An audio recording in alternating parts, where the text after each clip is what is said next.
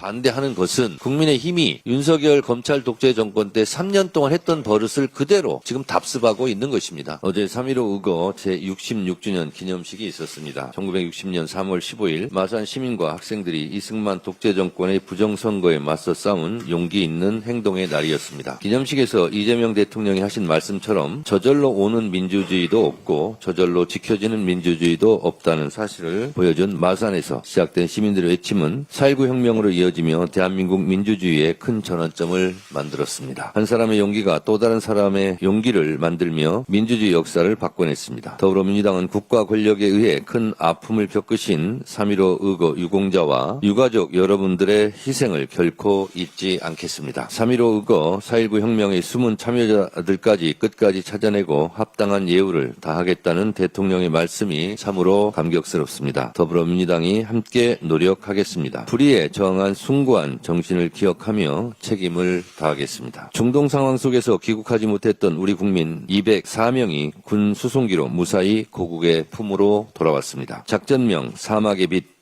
혼란과 불안에 떨던 국민들에게 글자 그대로 희망의 빛이 되었습니다. 국민의 생명을 최우선으로 지켜내기 위해 군용기 투입을 적극 검토할 것을 지시하신 대통령의 결단이 무사 귀환을 가능하게 했습니다. 이번 작전은 국가의 존재 이유를 다시 한번 증명해 보였습니다. 정부와 군 관계자 여러분의 헌신에 감사드립니다. 세계적인 불안정이 여전히 계속되고 있는 상황입니다. 외교안보부처 간 긴밀한 협조와 정보 공유, 국민안전 대책에 만전을 기해야 할 것입니다. 더불어민주당 또한 정부의 위기관리 역량이 10분 발휘될 수 있도록 국회 차원의 모든 협력을 아끼지 않을 것이며 국민 안전을 최우선 가치로 삼아 끝까지 소임을 다하겠습니다. 중동 상황에 따른 충격을 완화하고 자영업자, 소상공인 등 민생을 지원하기 위한 추경 편성이 본격 논의되고 있습니다. 유가와 환율이 동요하며 에너지와 금융시장 전반의 유동성이 날로 커지고 있어 이재명 대통령께서는 석유 가격 최고 가격제 시행과 추경 편성이라는 두 가지 특단의 카드를 꺼내 들었습니다. 유가 상승으로 어려움을 겪는 정유, 유통, 물류업계와 수출기업들을 지원하고 소상공인, 자영업자, 농어민, 서민을 보호하는 일이 시급합니다. 유가 안정도 타이밍, 환율 안정도 타이밍, 민생 안정도 타이밍입니다. 정치는 타이밍의 예술이라고 했습니다. 더불어민주당은 이재명 정부의 계획에 적극 찬성하며 이를 뒷받침하기 위해 총력을 다할 것입니다. 기획예산처에서 추가 국채 발행 없이 초과세수를 활용해 추경을 편성하겠다는 방침을 밝혔습니다. 재정 건전성에 영향을 미치지 않으면서도 우리 경제와 민생 안정을 위한 지원이 충분히 가능하다는 뜻입니다. 민생에는 여야가 따로 없습니다. 선거용 혈세 살포라는 등의 국민의힘 망언은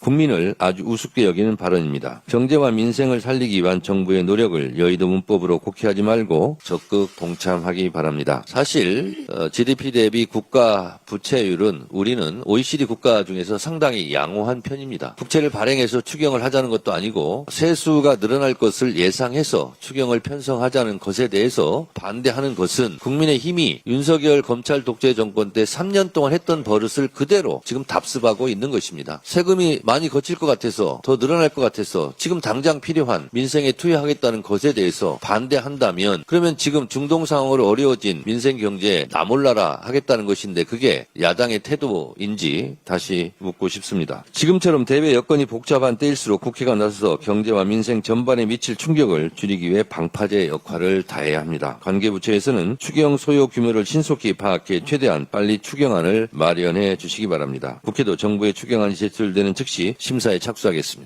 역대 가장 빠른 추경안 처리가 작년 5월이었는데 국회에 제출된 지 10일 만에 이루어졌습니다. 이번에도 최대한 속도를 내서 이 기록을 깰 수 있도록 이를 통해 역대 가장 빠르게 추경 집행이 되고 민생이 안정될 수 있도록 만전을 다하겠습니다. 누차 말씀드리지만 검찰개혁은 이재명 정부와 민주당의 깃발이자 상징입니다. 법조항 하나하나도 중요하고 수사와 기소의 분리라는 대원칙을 지키는 것도 중요합니다. 검찰개혁은 여타의 다른 개혁과는 질적으로 다른 상징성을 갖고 있습니다. 검찰개혁을 입에 올리면 자연스럽게 우리는 고 노무현 대통령의 죽음이 떠오릅니다. 검찰개혁은 70년간 검찰이 무소불위로 휘둘렀던 권력을 민주주의의 원칙에 맞게 재배치하자는 것입니다. 이것은 당연한 민주주의의 원리입니다. 검찰개혁은 70년 넘게 수사권, 기소권, 영장 청구권, 집행권 등 수사 개시권, 수사 지휘권, 수사 종결권 등 모든 권력을 가지고 무소불위의 독점 권력을 휘둘러온 검찰 권력을 민주주의의 원칙에 맞게 권력 분산과 견제와 균형의 원리를 적용하자는 하자는 것입니다. 절대 독점은 절대 부패합니다. 검찰개혁의 원칙이 지켜질 수 있도록 당정청이 심도 있게 조율하고 있습니다. 지난 토요일 고 이해찬 대표님의 전 총리님의 49제였습니다. 저도 추도사를 했습니다. 고 이해찬 총리의 말씀처럼 진실하고 성실하고 절실한 마음으로 빠른 시간 안에 결과물을 내올 수 있도록 최선의 노력을 다하겠습니다.